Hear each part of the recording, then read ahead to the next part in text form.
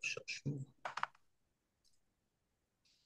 3, 2, 1, אנחנו מתחילים. תומר פרסיקו, זו פעם השנייה שלי יש את הזכות לראיין אותך. אנחנו יודעים שיש לך ספר חדש ישן, תקן אותי אם אני טועה. הוא כבר בן... כן? הוא די חדש, מה, 3 חודשים וחצי אולי? יולי, יצא ביולי.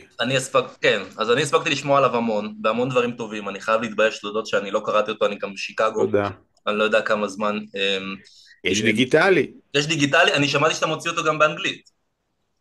לא, בגרמנית. בגרמנית, אוקיי. באנגלית אני מקווה, אבל זה עוד לא סגור. אוקיי, מעניין מאוד. אני לפני זה גרתי בגרמניה תקופה, אז אולי הייתי יכול להשיג אותו שמה, אבל עבדתי שם באיזה חברה. לא, סבבה. אבל בכל מקרה, למי ששומע אותך בחו"ל, יש דיגיטלי באתר עברית, אפשר באיזה 25 שקל ואתה מקבל וואו, אותו וואו, דיגיטלי. אוקיי, זה יהיה מקום יש טוב. אפילו אודיו.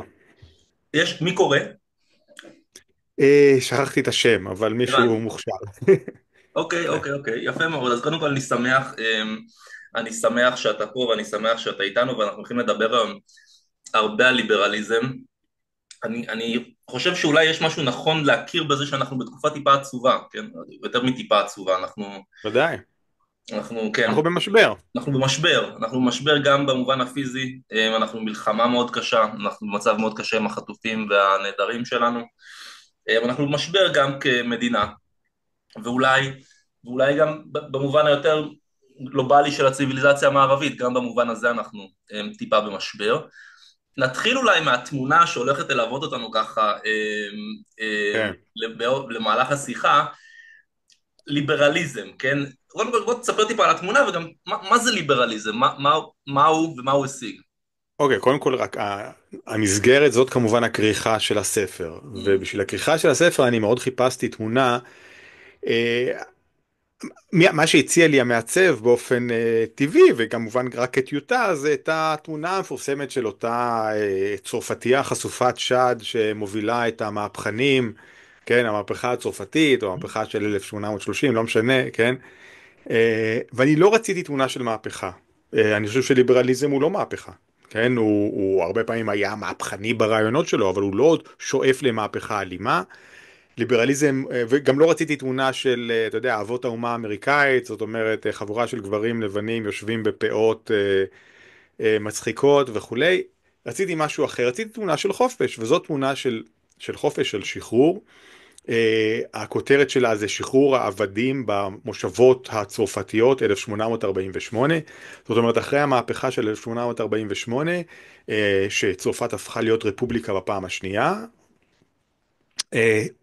הוצא צו לשחרר את כל העבדים בכל הקולוניות הצרפתיות, היו באפריקה והיו במרכז אמריקה וכולי. וזהו, זה מה שהתמונה הזאת אומרת. אתה רואה, הצרפתי הזה עם הדגל משמאל מביא את הבשורה, mm. והעבדים משילים את האזיקים שלהם וכולי. אז זה זה הסיפור. הכריכה, זאת התמונה. ליברליזם עצמו, אפשר להגדיר אותו בכמה צורות, בוא נגדיר אותו באופן פשוט כמסגרת פוליטית שמחזיקה שלכל אינדיבידואל יש מימדים או עומקים שונים בחייו, חייה, שהמימוש שלהם משמעותו חירות. המימדים האלה אנחנו קוראים להם זכויות. Mm.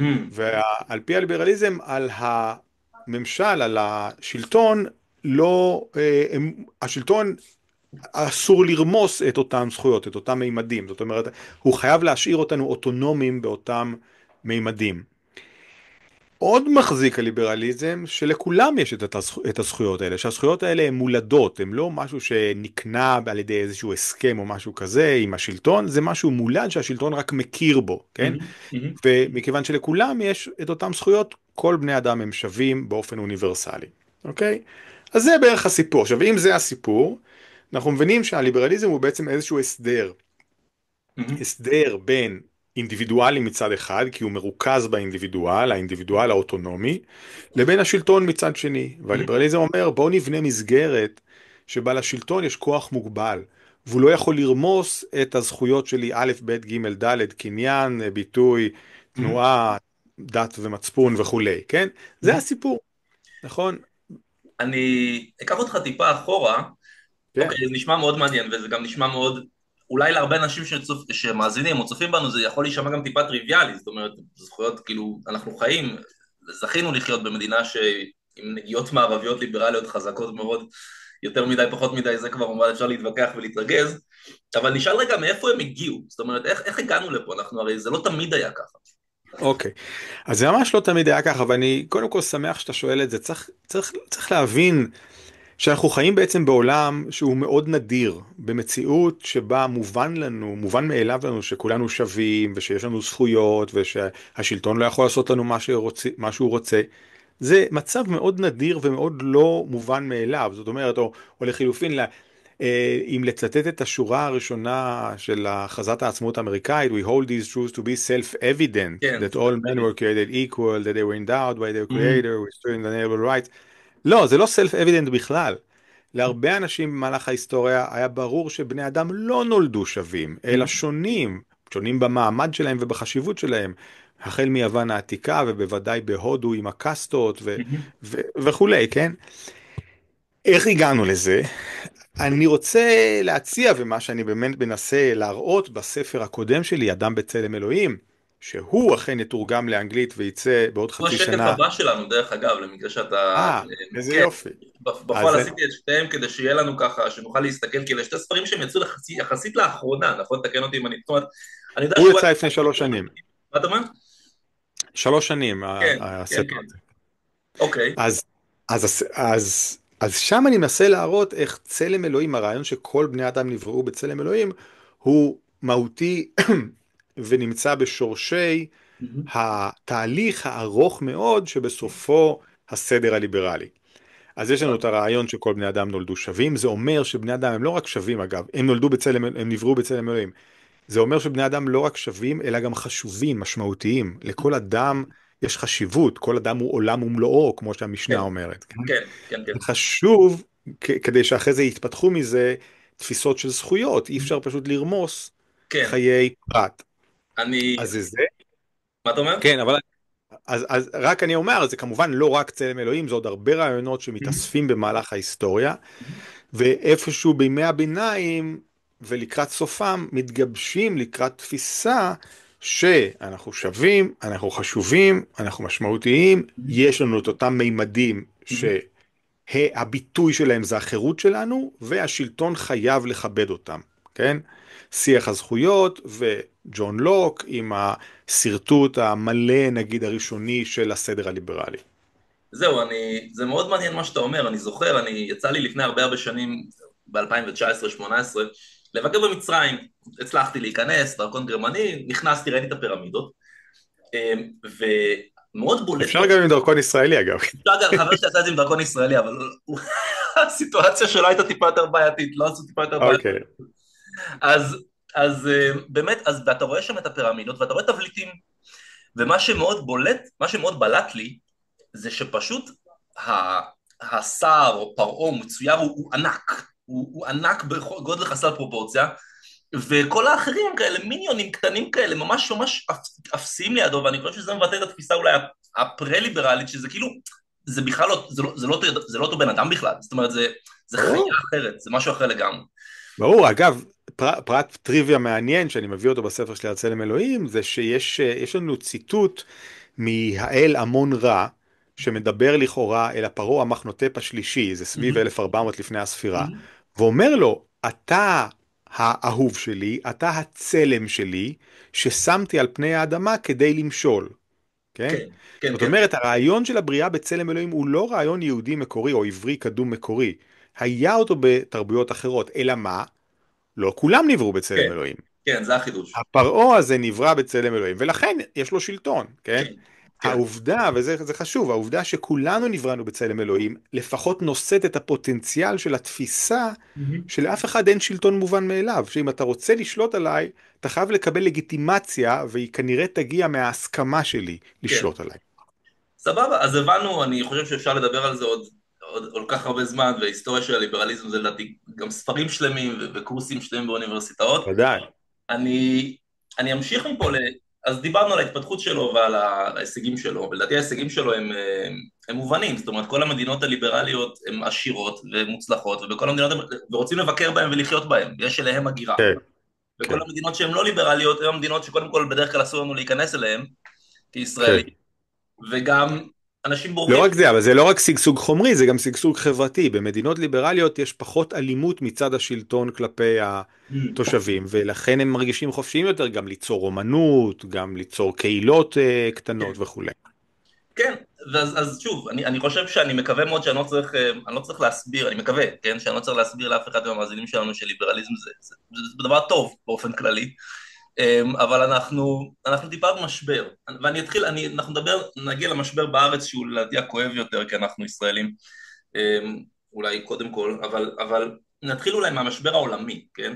כן, ואני חושב שבמערב אפשר לומר, ולדעתי בפרט בארצות הברית, באירופה אני טיפה פחות בטוח, גם שם הדברים לא נראים כל כך טוב, אבל במערב, בארצות הברית, שהיא כאילו שיינינג לייט ווואטאבר זה, והיא גם האימא של הדמוקרטיות המערביות, נכון, הליברליות, נכון. כן, אנחנו באמת טיפה בבעיה, זאת אומרת, כי מצד אחד יש לנו אנשים בימין, שמה שהיה פעם המפלגה הרפובליקאית שהוא מאוד מאוד השתנה, כן, אנחנו רואים היום את טראמפ שהוא, אני לא חושב שאפשר להגיד עליו ביושר שהוא רפובליקאי במובן המקובל של המונח, ויש לו גם אנשים בצוות שלו שהם, אני שמעתי לא מזמן את קנדס אורנס, יצא לי לשמוע אותה על זה שהיהודים שולטים בעולם, וזיגמונד פרויד היה קבליסט שאנס ילדים, טאקר קרלסון שדיבר על זה, טאקר קרלסון שהוא מגיש אמריקאי מאוד מאוד מפורסם, אני לא יודע מה הצופים שלנו כן, מכירים אותו, אבל והם באמת כאילו הולכים למקומות באמת באמת אנטישמיים, זאת אומרת לא היסטריה, לא היסטריה, שמעתי את החבר'ה, זאת אומרת הם באמת כן, באמת רעים, ואנשים של QAnon שטוענים שאני יודע, והם כולם תומכים בטראמפ, כן, אנשים של QAnon שטוענים שאני יודע שהעולם נשאר על ידי פדופילים ומקשרים את ג'פרי אפשטיין לזה שהוא היה יהודי, זה כאילו לא מקום טוב, כן, כן. זה בצד ימין, ובצד שמאל יש לנו, אנחנו גם לא במקום טוב, כי אנחנו ראינו את זה כולנו בשנה האחרונה, זאת אומרת אנחנו נמצאים אני פה בשיקגו נורת' ווסטרן, המצב יחסית בסדר ביחס לאוניברסיטות אחרות, אבל אוניברסיטת קולומביה, כן, גם אנטישמים משמאל, ותומכי חמאס משמאל, ותומכי חיזבאללה משמאל, כן.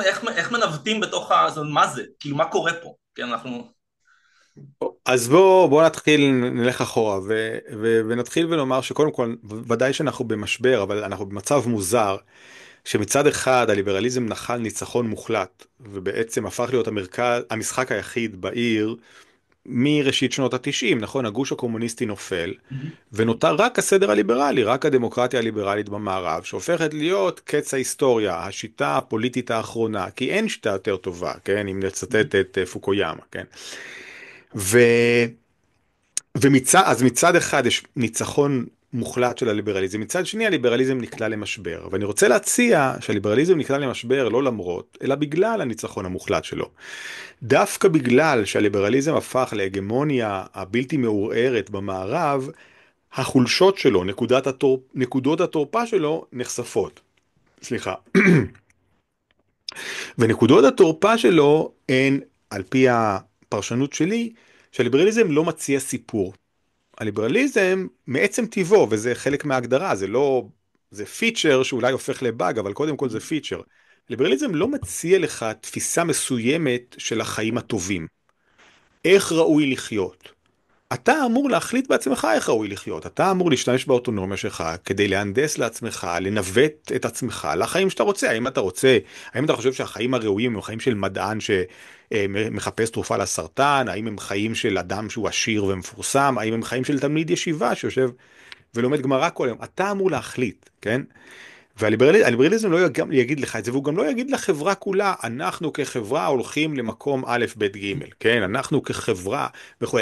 את הדברים האלה עשו בשבילך האידיאולוגיות הגדולות שקרסו, הפשיזם והבולשביזם אמרו לך, או הקומוניזם אמרו לך,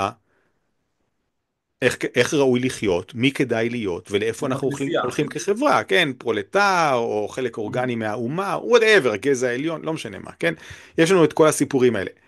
הליברליזם לא נותן את זה, ואתה אמור לעשות את זה בעצמך. עכשיו, זה פיצ'ר אדיר של הליברליזם, בשביל זה הוא בא לפה, כן? כדי לתת לך את החירות לנווט את חייך על פי רצונך.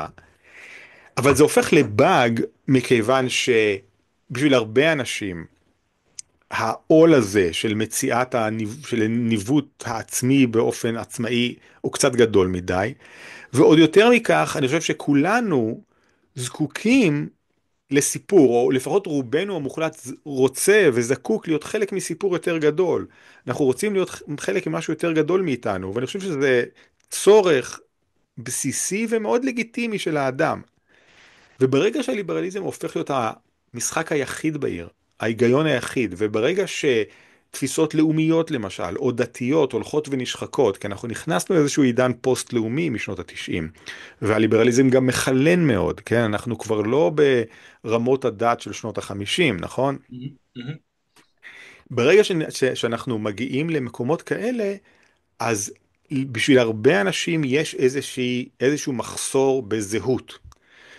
וכאן אנחנו מגיעים ליריבי הליברליזם.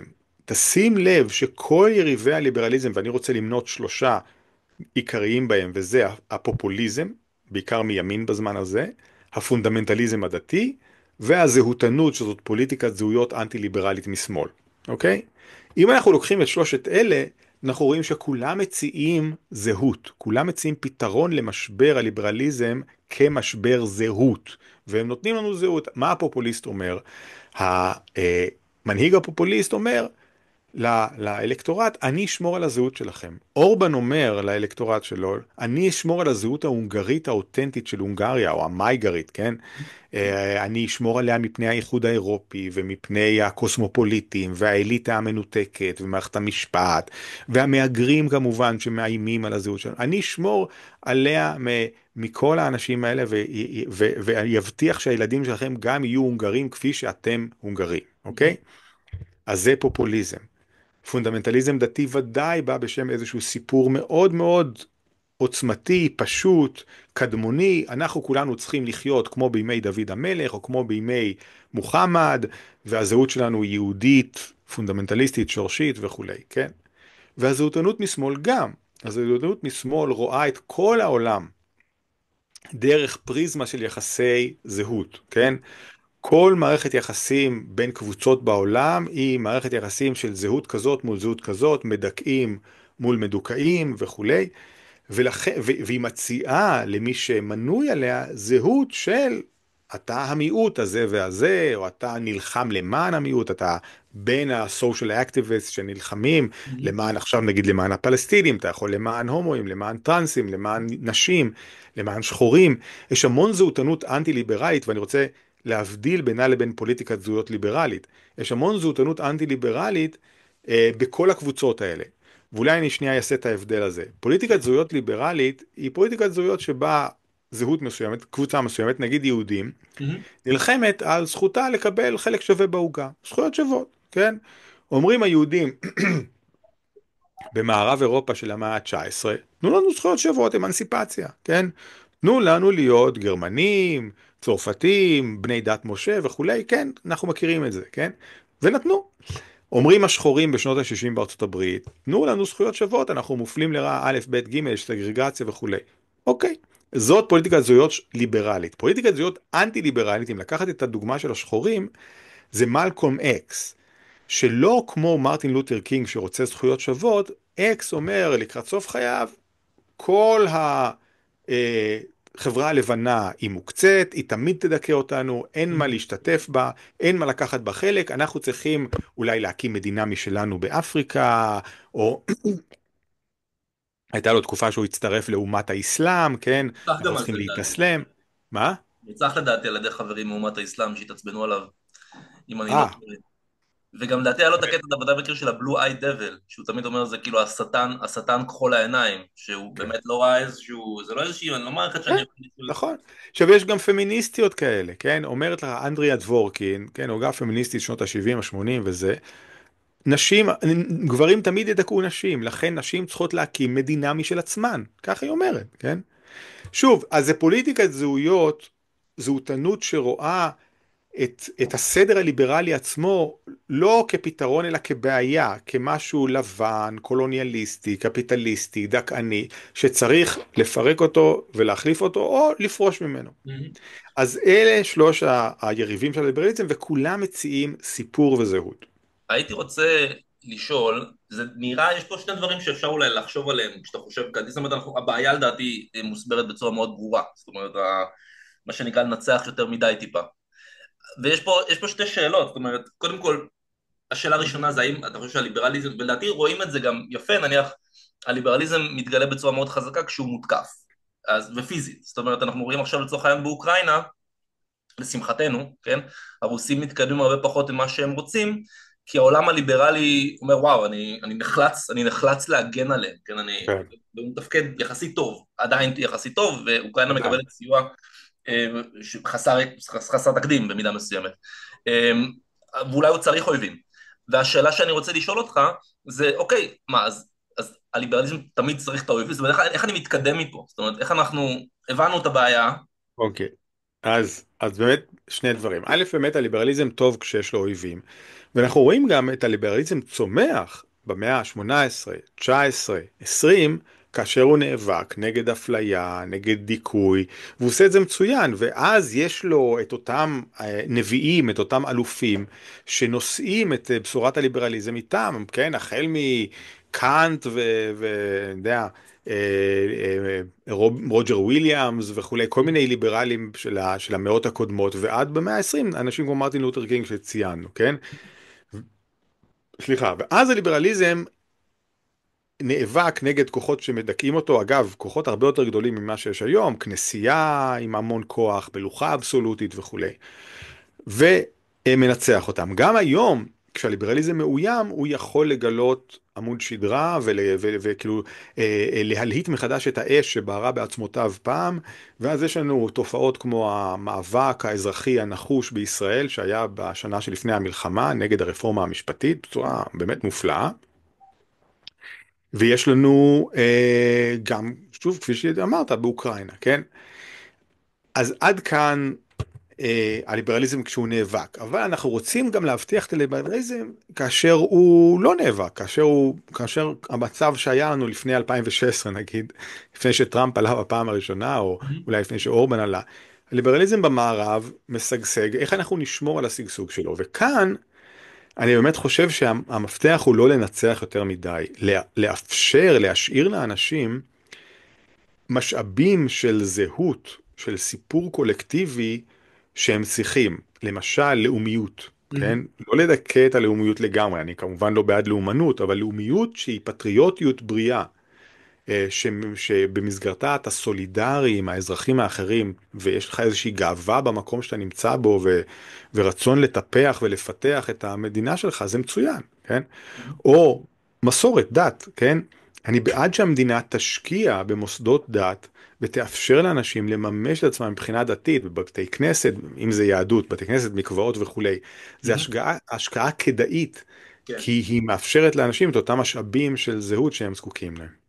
הבנתי. עכשיו, הזכרת את הרפורמה, את המהפכה המשפטית, זה דבר שמעלה המון אמוציות, יש אנשים מאוד בעד, יש אנשים מאוד נגד, אז לדעתי זה מקום טוב אולי להתחיל ממנו שנייה את המצב בארץ. ופה אני אקח את השתי דקות שלי כדי להסביר טיפה איך אני רואה את הדברים, לא שהדעה שלי כזאת חשובה, אבל אני מאוד מופתע, כן? אני מאוד מופתע כשאני מסתכל על המצב הפוליטי בארץ, כי אני חושב שאנחנו באיזשהו מקום, ופה אולי אנחנו שבויים אולי בידי היהדות שלנו באיזשהו מקום שהיא לא מאוד מנוסה, זאת אומרת הליברליזם המערבי הוא בעיקרון נוצרי, ויש לו 2000 שנה להבין איך עושים, יש לו 1000, לא יודע, כמה זמן להבין איך עושים את זה. כן. הוא מתחיל מאיזשהו מקום של כנסייה מאוד חזקה, ואז לאט לאט זה, וזה, ומגנה קרטה, והמלך ג'ון כותב, והוא כועס, ואמריקאים אחר כך, ההתפתחות היא איטית. ואנחנו היהודים היינו בגלות תקופה מאוד ארוכה, ולא היה לנו זמן, לא היה לנו זמן לפתח את זה. זאת אומרת, פשוט באמת לא היה לנו זמן. ואז הגענו והקמנו מדינה, ועכשיו אנחנו מנסים שנייה להבין רגע איך עושים את זה. ופה אנחנו שוב בבעיה, לדעתי, מימין ומשמאל. עכשיו מימין, אני אתחיל מימין כי לדעתי זה המקומות היחסית ברורים, כן? יש אנשים שחיים איתנו במדינה, שלא מפריע להם שכפייה דתית, כן? כאילו לא אכפת להם, וגם כן. כאילו כל מיני סיטואציות שיהיה לך מאוד קשה להסביר בדמוקרטיות מערביות, לא משנות להם. זאת אומרת, לצורך העניין ניקח, נישואי הומואים זה דבר שאולי הוא הגיע חידוש יחסית מאוחר, אבל ניקח למשל, יש לי חבר, כן, לא המצאתי אותו, הוא לא המצאתי אותו בשביל לנגח את הדתיים, הוא באמת חבר שלי, והוא נניח, לדעתי אבא שלו יהודי, הוא עולה מרוסיה, והוא לא יכול להתחתן עם 95% מהבנות שהוא יוצא איתם, וכאילו, ואלה הם חייו, זאת אומרת, אלה הם חייו, כן. הוא חי ככה, כן. ואנשים דתיים לא מפריע, לא מפריע להם, פשוט לא מפריע להם. יש גם גזענות, כאילו גזענות זה לדעתי חלק מהסיפור פה. כן. אנחנו לדעתי מכירים אנשים שחושבים שזכויות אדם זה כאילו המצאה אנטישמית, שמשתמשים בזה כדי לנגח אותנו. מהמם. והאפליה על רקע נטייה מינית אני לא רוצה לדבר בכלל, כי זה כאילו, לדעתי זה יחסית האובייס, וזה אולי, אני לא רוצה, שוב, אני לא רוצה להרגיז אף אחד, אבל זה כאילו, זה יחסית מאוחר, זאת אומרת, נישואי גאים לדעתי, נישואי הומואים זה בדבר של 10 שנים האחרונות, אפשר לקוות שאולי גם אנחנו נהיה שם יום אחד, אבל יש דברים כאילו בעיניי שהם הרבה יותר בייסיק שאנחנו פספסנו איפשהו, אז זה כאילו מימין. משמאל, אני כן, שוב, לא רוצה להתווכח עם אף אחד, אבל משמאל אני חושב שיש בעיה כאילו בצד השני, כן? וזה גם אולי קשור לאיזשהו חוסר מחויבות אמיתי, או אולי לפחד מהדתיים שהם בצד השני, אני לא יודע, כן? אבל יש נניח, ליהודים נניח אסור להתפלל בהר הבית. קשה לי להבין איך אפשר להגן על זה, כן? זאת אומרת, אסור כן. להגיד שמע ישראל כשאתה נמצא במקום ציבורי, כאילו מה קורה שם, כן? ולדעתי אחת הדוגמאות הכי טובות לזה, זה שבאירופה, שאוהבים לרדת על האירופאים, הרופסים והמטורללים, באירופה כל חודש יש איזה פסיכי אחד שהולך ליד השגרירות של תימן או ערב הסעודית ושורף קוראן. והאירופאים מתאבדים על זה, כאילו מה זאת אומרת, זה הזכות, מה זאת אומרת, כאילו, ומקיפים אותו כן. איזה 1,000 שוטרים, וכאילו כן. מה זאת אומרת, אנחנו לא מתפשרים פה. ובארץ אם אתה תשרוף קוראן השב"כ יגיע לבקר אותך, ואם תשרוף, כאילו השב"כ יגיע, וכאילו אז התחושה שכאילו גם כן. מימין אני יודע, אבל חכה, אני חושב שאתה מדבר על כמה וכמה דברים שונים.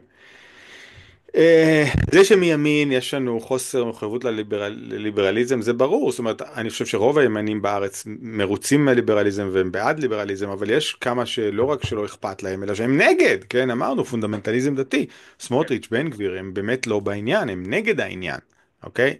כן. אז זה ברור. משמאל אתה אמרת פה שני דברים שונים. יש זכויות בסיסיות שהן מובן מאליו בכל דמוקרטיה ליברלית, למשל הזכות לחופש דת, כן? וזה שאדם לא יכול להתחתן במדינתו, וזה שאדם לא יכול להתפלל במקום הכי קדוש לדת שלו, זה בוודאי הפרה של חופש הדת של האנשים האלה, כן? עם זאת, הדוגמה שהבאת אחר כך, שכבר הספקתי לשכוח אותה, הקוראן, ששפת הקוראן, הקוראן, כן. כן כן כן, עם זאת, זכויות של חופש הביטוי ואיך הן בדיוק באות לידי מימוש משתנות ממדינה למדינה. בגרמניה למשל אסור להכחיש שואה. כן, אסור מילולית להגיד שלא הייתה שואה, כן?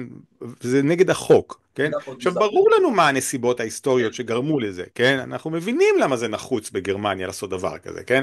אבל זה חורג מחופש הדת.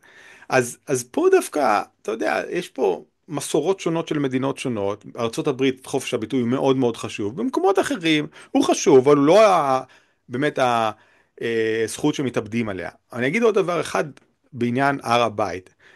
אני חושב שזה שאסור ליהודים להתפלל על הר הבית זה שערורייה. אני בעצמי עולה להר הבית ואני רוצה שיהודים יוכלו להתפלל במקום הכי קדוש להם. יחד עם זה, אנחנו מבינים גם שם מה הסיטואציה. הסיטואציה שם היא שיש איזשהו הסכם, יש איזשהו סטטוס קוו, שהוא גם בין ישראל לפלסטינים, גם בין ישראל לממלכת ירדן, הוא קשור לכל מיני דברים שנקבעו לפני באמת 70 שנה, ו, ו, ו, והפרתו החד צדדית תעלה בדמים, כן? תעלה בדברים שאנחנו, בפגיעה באינטרס הציבורי, כמו שאומרים בשפה משפטית, כן? אז בשם האינטרס הציבורי אפשר להגביל זכות מסוימת, ואף זכות אינה אבסולוטית, כדי שהאינטרס הציבורי יישמר. למשל, או כדי שלמשל לא ייפרם חוזה השלום שלנו עם ירדן. זה בסדר, כן? אז למרות שאני חושב שראוי שיהודים יתפללו בהר הבית, אני חושב שלשנות את זה חד צדדית זה לא נכון. ומה שצריך לעשות זה שזה ישונה במסגרת הסכם, בעזרת השם, לקראת הקמתה של מדינה פלסטינית. אוקיי, אז עכשיו גם היה עוד משהו שהזכרתי, מעניין אותי לשמוע את הדעה שלך על זה, אני כאילו עכשיו בארצות הברית כבר כמה חודשים, ושם לדעתי הם אולי הכי קיצוניים בזכויות שלהם, זאת אומרת, אתה באמת יכול, קודם כל אתה יכול להגיד מה שאתה רוצה, אתה באמת יכול להגיד מה שאתה רוצה, אתה יכול לקרוא לילד שלך אדולף היטלר, אתה יכול לשים צלב קרס ענקי על הבית שלך, כאילו, תעשה במה שאתה רוצה.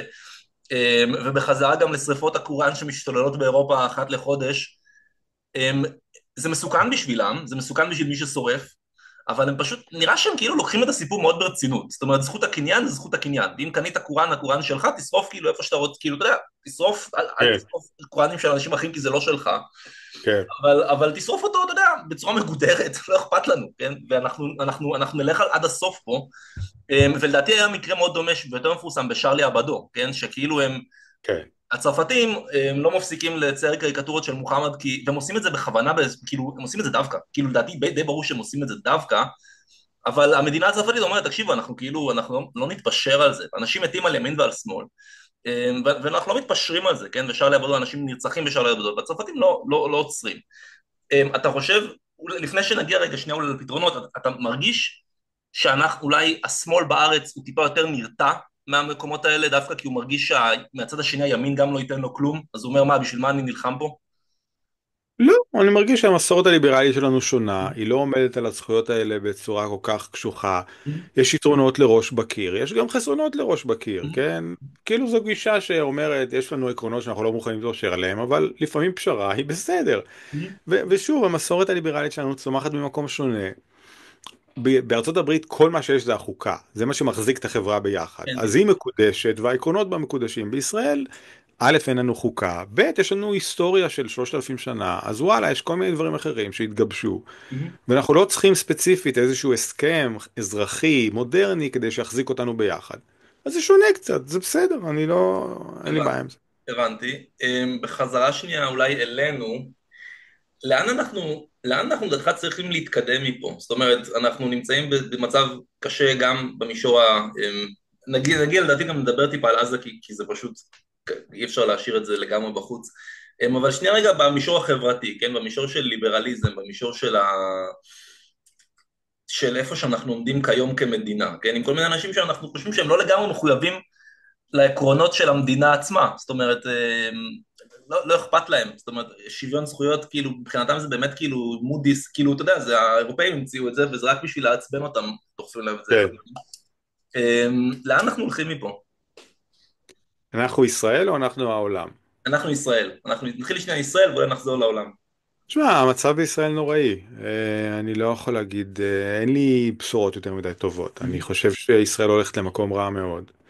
ואלא אם כן יקרה איזה נס ונשנה את הכיוון, אה, המצב פה יהיה רע, העתיד פה יהיה רע. מדינה נחשלת, שהדמוגרפית, כאילו, החרדים פה ינקו כל שגשוג, והאויבים מבחוץ, מכיוון שאנחנו לא שואפים לאיזשהם הסדרים רציניים, ימשיכו להציק, ונוציא את כל ההון ואת האנרגיה שלנו על ההגנה מזה, בזמן שמתנחלים גם יתנחלו עכשיו ברצועת עזה, לך תדע וכולי, ונצטרך לשלוח את הבנים שלנו להגן עליהם. חרא, בקיצור, האינטליגנציה, כל מי שיוכל, כל מי שיהיה לו אפשרות יברח מפה. וישארו פה ציונים דתיים, ערבים וחרדים, שילחמו אחד בשני, או ינקו אחד את השני. זהו. אז לדעתי אני, לא נעצור כאן, כי זה טיפה מדכא. לא, אני מקווה כמובן שזה לא יקרה, אני עוד מחזיק איזשהו סיכוי כן, שנעצור את הסחרור למטה ונצליח להניף את האף של המטוס כלפי מעלה לפני ההתרסקות. אולי זה עוד יקרה. מקווה מאוד. אוקיי, אז לפני שאנחנו נגיע לעזה, כי לדעתי פשוט צריך, כי אנחנו כולנו באיזשהו מקום, אנחנו כן, בטח. כולנו בעזה עכשיו, אני בשיקגו, אתה בירושלים, אבל כולנו בעזה בהמון מובנים. אבל לפני זה אולי שנייה, ניקח טיפה אחורה, זאת אומרת, אני יודע שאתה לימדת בברקלי תקופה לא קצרה, ולדעתי חזרת בשנים האחרונות לארץ, אני חושב שאתה לימדת שם, כן. האמת היא שאני אישית הגשתי שם אפליקיישן גם לתוכנית MBA, אבל לא התקבלתי. זה נקרא ברקלי הס, דרך אגב, לא מכיר. אז כן, הייתי שם מרצה אורח 3 שנים, כן. כן, ב-2018 עד 2021. עכשיו, אני גם לא מזמן, עכשיו הייתי פה, ואתה יודע, בחירות, ולדעתי זה אחד הדברים הכי מוזרים שהיו לי, אחד הדברים הכי מוזרים ששמתי לב אליהם בארצות הברית, יש אלקשן דיי, בחירות לנשיאות, ואף אחד לא יודע.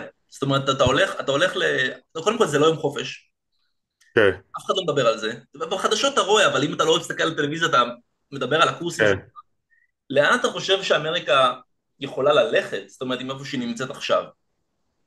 לא, זה באמת שאלה שקשה לענות עליה. זה לא, טראמפ הוא כל כך לא צפוי, מהמם, שבאמת קשה לדעת מה הוא יעשה, למרות שאתה יודע, ריאלית, הוא יפרק מנגנונים חשובים של דמוקרטיה מהמם, ושל שלטון, של מינהל תקין, של שלטון החוק, והרבה אנשים יסבלו בגלל זה. מהמם, מי שעשיר יתעשר עוד יותר, מי שעני יהיה עוד יותר עני, מהמם, ואולי תהיה אלימות פה ושם. בסך הכל אני לא דואג לארצות הברית עצמה יותר מדי, אני חושב שהיא תתאושש מזה, גם 4, 8 שנים היא תתאושש. מהמם, היא קמה ממשברים יותר קשים, אני מהמם. חושב. אבל שוב, זה משליך על כל העולם. אני כן. לא יודע אם אוקראינה תתאושש, אני לא יודע אם ישראל תתאושש, כי עד עכשיו ממשל ביידן החזיק את ממשלת נתניהו מהמם, קצת יותר קצר. מהמם. אני לא יודע מה יקרה עכשיו. אז זה חדשות רעות לשאר העולם, בעיקר. אני ניקח את זה לשאר העולם, וכמובן שאנחנו צריכים את השאר העולם לשלב שנייה. אוקראינה, אני יכול לעשות על זה פודקאסט בנפרד, וגם לדעתי עשיתי פודקאסט הקודם שלי על המלחמה באוקראינה עם דוד גנדלמן, שהוא מומחה צבאי שם, לעניין הזה. Mm. טיפה לישראל, כן? את הבחירה של טראמפ, אני חייב להגיד שאני התייחסתי אליה ברגשות יחסית מעורבים. זאת אומרת, מצד אחד קשה לי עם יחס טיפה לא הוגן מהממשל הדמוקרטי. וזאת אומרת, לא הוגן כלפי מי? כלפינו. זאת אומרת, אני לא יודע אם הוא, או אני יחס, חושב שהיה הוגן לגמרי. חושב שהוא הוגן.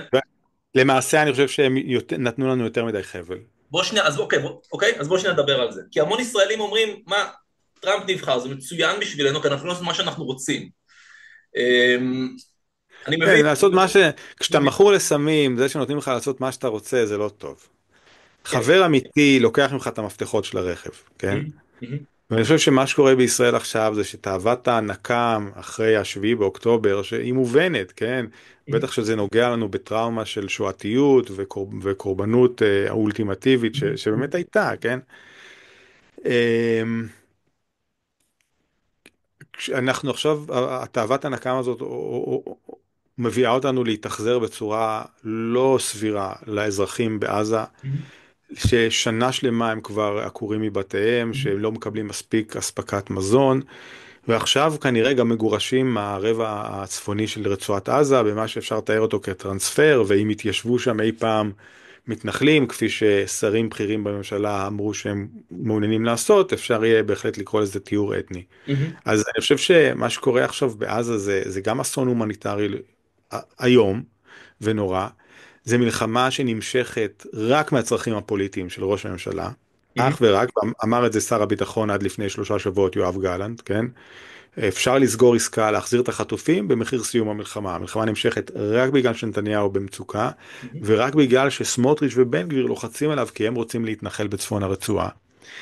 וחיילים ימותו בגלל זה, עזתים בוודאי ימותו בגלל זה, וגם כל מדינת ישראל תסבול נידוי גדול בעולם, אזרחי ישראל יסבלו נידוי, והיהדות עצמה תהיה מוכתמת, כי היהדות עכשיו תהיה מוכתמת באסון הומניטרי, אם לא למעלה מזה, ואני באמת, אני לא חושב אתה יודע, אני שונא את ההאשמות בג'נוסייד, אני חושב שזה באמת, זה עלילת דם, זה ממש עלילת דם אנטישמית, שבה מאשימים את היהודים בדבר הכי גרוע שאפשר לחשוב עליו, כן?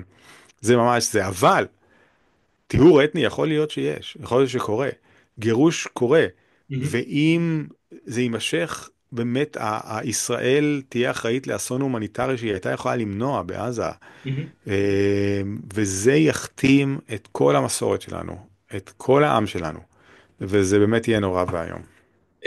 אוקיי, קודם כל, אני חושב שאמרת דברים חשובים.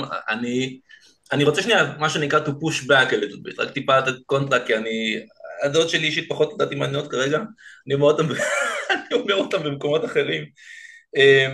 רגע, טיפה על סמוטריץ' וטיפה על הרצועה, וטיפה על הטענות לטיהור אתני. נתחיל רגע עם סמוטריץ'. יודעים? אני חושב שסמוטריץ', ופה לדעתי זה קצת כמו שהמון דתי אומרים שמאמינים בתחיית המתים. אז באותה מידה לדעתי סמוטריץ' אומר שהוא מאמין בהתיישבות בעזה, מצוין, כשהוא מצוין. באמת לא מתכוון, זה אומנם, הוא גורם נזק אומנם, אבל הוא לא מתכוון לזה, ואיך אני יודע? כי הרי ביבי לא יעשה את זה, והוא לא יפרוש מהקואליציה. אז ההצהרה שהיא בעיניי אני קצת לא יודע, לדעתי סתם הוא סתם עושה נזק, אבל אני לא בטוח שהוא מתכוון ליישב מחדש את הרצועה, כאילו, אוקיי. הוא הולך לכנס, הוא הולך לכנס, הוא אומר אני רוצה... אני בטוח, אז סמוטריץ' הוא לא דתי רגיל, הוא לא בנט, אוקיי? והוא לא הדתי הציוני דתי הקלאסי, הוא חרד"ל, והוא פונדמנטליסט. והוא במקרה כן מתכוון למה שהוא אומר. הבנתי. וכשהוא אומר שתחיית המתים תהיה, אז הוא מתכוון לזה, הוא מתכוון מילולית למה שכתוב בתורה, כי זה דבר השם, והוא חייב, והוא בודק את עצמו מבחינת האותנטיות שלו כל הזמן, זה פירושו של להיות פונדמנטליסט. סמוטריץ' אמר כבר בכמה ראיונות שונים, כן, כן. שהוא לא מתכוון להיות חילוני עם כיפה.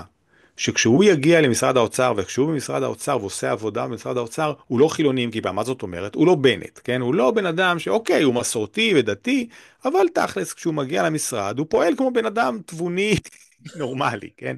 לא. הוא אומר במפורש שהוא יכניס את האמונה שלו לעבודה שלו, כן? זה מה שהוא אומר. הוא לגמרי מתכוון להתיישב בעזה. אורית סטרוק, שכבר לפני המלחמה אמרה שצריך להתיישב בעזה, וזה יעלה לנו בקורבנות וכולי, אבל היא לגמרי שם. ומה שיקרה הרי, מה יקרה? נכון, הממשלה לא תאשר התיישבות בעזה, אבל יחדרו לתוך עזה איזה גרעין מתיישבים, כמו בסבסטיה, כן? הרי זה לא חדש, יתיישבו באיזה מתקן צבאי, כן, כן. ויכריזו שהם לא מתפנים. עכשיו, מי יפנה אותם? המשטרה של בן גביר תפנה אותם? צה"ל יפנה אותם? גם לא נראה לי. הם יהיו שם, כן? ככה כמה אנחנו לא מדברים עכשיו ב-68, אנחנו מדברים ב-2024, אנחנו מכירים את ההיסטוריה של גוש אמונים, כן? זה מה שיקרה. אוקיי. אני מבין, אני מקווה שאתה טועה, אבל אני מבין את אני גם התרחיש. מקווה שאני טועה. אני מקווה, אתה יודע מה הסיכוי שזה לא יקרה? אם טראמפ יקבל איתות מסעודיה שיש מה לדבר על עסקה, או עסקת שלום גדולה שהוא רוצה, או עסקה עסקים אישיים בשבילו, כמה מיליארדים למשפחה, בתנאי שהוא עוצר את ישראל. כן. אם זה יקרה, אז באמת ייתכן שניוושע אוקיי. מהזוועה שתיארתי. אני מקשיב. עכשיו שנייה נדבר רגע על הגירוש של הפלסטינים מצפון הרצועה. אני במקרה דיברתי עם בן אדם אחד לפחות שנמצא שם, והוא אמר את הדברים הבאים. ואני רוצה שנייה לפצל את זה לשתיים. הטענה שלו הייתה, אנחנו בסך הכל, אנחנו מגרשים אותם עכשיו מצפון הרצועה, כדי לטהר את השטח, והם יוכלו לחזור מאוחר יותר, ככה הוא טען. כן, וזה לדעתי מותר, זאת אומרת זה גם מותר מבחינת החוק הבינלאומי. חד משמעי. עכשיו אני רוצה לקחת אותך גם למקום, זו טענה אחת שאולי אפשר להתייחס, אני רוצה לקחת אותך גם למקום אחר טיפה. ופה אני באמת לא יודע, זאת אומרת, אני שואל. אנחנו כולנו מכירים טיהור אתני מאוד מאוד משמעותי שהגרמנים עברו בסוף מלחמת העולם השנייה. זאת אומרת שלקחו אותם וגירשו אותם משלזיה וגירשו אותם מחבל הסודטים וגירשו אותם מכל המדינות הבלטיות שהם היו בהם, שלא לדבר על כן. הגרמני הוולגה שאותם סטלין שלח לדעתי לאיפשהו בסיביר כדי שהם לא יפריעו לו. ופה יש איזושהי טענה שבאה ואומרת חוקי מלחמה, עכשיו זה הכל פשעי מלחמה, זה הכל פשעי מלחמה, כן? גם הגירוש של הגרמנים משלזיה ומחבל הסודטים ווולגה זה הכל פשעי מלחמה פר אקסלנס. אנחנו לא רואים את זאת אומרת אני לא יודע. בוא נלך יותר אחורה, אנחנו מכירים את שואת הארמנים, אולי גם זה כן, בסדר. כן, לא, לא, לא, אז לגבי, עכשיו, נכון, שאתה בוא מניח, נלך עוד אחורה, יהושע בן נון כבש את הארץ משבעת העממים, אפשר? לא, אני לא אומר את זה, למה אני משווה את זה מה אתה אומר? אני אסביר למה אני משווה את זה לגרמנים, זאת אומרת, לגרמנים אני משווה את זה, כי במידה מסוימת הם הביאו את זה על עצמם, זאת אומרת, הגרמנים בוודאי הביאו את זה על עצמם, ועכשיו השאלה היא, כאילו, איך אתה מתייחס, זאת אומרת, אתה אומר, כאילו, פשע זה פשע זה פשע, וגם את זה לא היה צריך לעשות, יכול להיות, או, או כאילו, אני רוצה שנייה לשמוע את הגסות שלך, אז אני באמת לא יודע מה אני חושב. כן, פשע זה פשע, לא היה צריך לעשות, אבל אחרי מלחמה של 5 שנים, שמונהגת על ידי מנהיג פסיכי כמו היטלר, שגבתה כל כך הרבה קורבנות מהעולם וכל כך הרבה סבל, אז אנשים היו פחות סובלניים או פחות מוטרדים מזה שכמה הגרמנים יסבלו. אבל תשמע, פה נכון, החמאס ביצע מתקפה ברברית באמת בסדר גודל לא נורמלי ולא אנושי.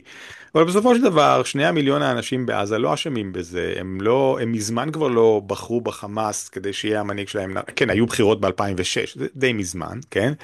זה דור אחר לגמרי, סליחה. ומראש לא הייתה להם אפילו מדינה עצמאית, כאילו אז כן. על מה אתה מדבר? כי אתה מראש מדבר על אנשים שהיו תחת כיבוש, נכון, בעזה, בכל זאת זה לא בדיוק כיבוש, יצאנו וכולי, בסדר, אוקיי, זה נכון, אבל זה לא בדיוק מדינה עצמאית, לא היה להם אפילו מטבע, נכון? נכון. בוא נבין מה היה להם. אז אוקיי, אז אנשים פחות סובלניים לזה, ואני חושב בצדק, ולכן כשאנחנו נבצע את הפשע המלחמה הזה, זה לא ייסלח. הבנתי, אוקיי, אני מקשיב, אני חושב שדברים חשובים. אמ, קודם כל, כאילו, הרבה גם, חברים, מה אתה אומר?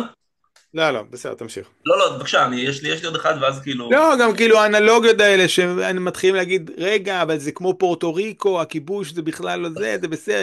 האנלוגיות האלה לא תופסות, הן לא עובדות, מה שקרה לפני 70 שנה הוא לא מה שהיום, מה שמותר לארצות הברית, לא שפורטו ריקו זה מודל שמישהו מהימין יקבל בקשר לפלסטינאים, כן, כי הוא הרבה יותר טוב מהכיבוש, כן, אבל כן. גם, וואלכ, מה שמותר לארצות הברית זה לא בדיוק מותר לישראל, נכון, אין צדק בעולם, אל תתחילו כאילו, זה מגוחך אפילו לדבר על זה, כן? אפילו מבחינת ריאל פוליטיק, בלי לדבר על צדק, פשוט לא יאפשרו לנו לעשות את זה, בלי נזק חמור לכלכלה, ליחסי החוץ שלנו וכולי, אמברגו נשק, כל מיני דברים. הבנתי, אני רוצה שנייה כן להזכיר את פורטו ריקו, כי לדעתי זו הזכרה חשובה מה שאמרת, קדימה. לא מזמן צבי סוכות דיבר על זה שהוא יעשה פורטו ריקו ביהודה ושומרון, ואז אחד מהמגיבים, אני בעוונותיי בטוויטר, ואחד מהמגיבים אמר לו, תקשיב, אבל פורטו ריקו, כאילו כל הפורטוריקנים יכולים כולם לנסוע לארצות הברית ולקבל אזרחות, וגם בדיוק. חסומים, זה לא עובד, וכל מי שנוסע לפורטו ריקו מאבד את האזרחות, אז כאילו, ולזה, לא, אגב, תמיד יש להם אזרחות, בפורטו ריקו אין להם זכות הצבעה, זה הכל. כן, ואז הם וכשהם נוסעים לארצות עוברים הברית, הם אומרים, לוושינגטון אז יש. אז מה הוא אמר? הוא לא ענה. תגיע. אז כן, אז בהקשר הזה אני באמת לא חושב שיש לנו איזשהו מודל טוב שאפשר לעבוד איתו. תיקח אותנו שנייה לעתיד, אני יודע שזה קשה, אבל תיקח אותנו שנייה לעתיד טוב גם בארץ וגם בעולם. זאת אומרת, לאן אנחנו נמצאים באיזשהו, באמת באיזושהי בעיה. איך אפשר לראות אותנו יוצאים מזה גם כציוויליזציה מערבית? אמ, אולי אנחנו יוצאים מזה בזכות זה שיש לנו אויבים, בסוף סין, בסוף רוסיה, הם ידאגו להוציא אותנו מזה, נכון. כציוויליזציה מערבית, או כמדינה יהודית, דמוקרטיה יהודית. קודם כל אתה צודק שבעולם מולטיפולרי או ביפולרי, הליברליזם צריך לחדד את הרחב ולדבוק בהם ביתר שאת, כמו שאמרנו קודם, נכון? ולכן יש סיכוי שזה יקרה, אז זה קודם כל טוב. מבחינת ישראל, הדרך היחידה לצאת מזה זה שהממשלה הזאת תיפול, יהיו בחירות, יהיה ממשלת אחדות יותר, ממשלה רחבה כלשהי, כן? ואז יתחיל השיקום. הוא יתחיל לאט, גם אם זה יקרה, אני לא חושב שיש סיכוי מאוד טוב שהוא יצליח, אבל אולי הוא יצליח, ואולי יחזור שלטון החוק לישראל, וגם בסופו של דבר ניפרד מהפלסטינים, כי כל עוד אנחנו ממשיכים בכיבוש של הפלסטינים, לא נוכל לבנות פה מדינה דמוקרטית באמת, ובוודאי לא חברת מופת, כפי שהיה החזון הציוני מאז ומתמיד. בארצות הברית, תשמע, שוב גם, אמרתי קודם, אני חושב שארצות הברית יש לה מנגנונים יותר יציבים, יש לה גם מדינות, היא פדרציה, כן? מדינות יוכלו לדאוג לעצמם, זה משהו קצת אחר. בסדר גמור. תומר פרסיקו, היה תענוג לשוחח, הספר שלך ליברליזם, איפה אנחנו מוצאים אותו? בכל חנות, בכל אינטרנט, וגם כאמור בדיגיטלי ובאודיו באתר עברית. תודה. צומת ספרים, חימצקי, אתר עברית. אז נחזור על זה, ספר ליברליזם, אחלה ספר, יצא לפני 3 חודשים, תודה, תוצאות תודה, אודיו. תודה. כן, זכה לתהודה לא רעה, לדעתי ברשימת, הרבה אנשים לדעתי קראו. כן, לדעתי, אני גם ראיתי אותו בגוגל, ממש עלה, ליברליזם עלה כתוצאה ראשונה של תומר פרסיקו, אז אני בהחלט חושב שיש לנו על מה להמליץ. נחמד, נחמד. אמ, תודה. תודה רבה, היה תענוג לשוחח. גם לי, תודה, רובן.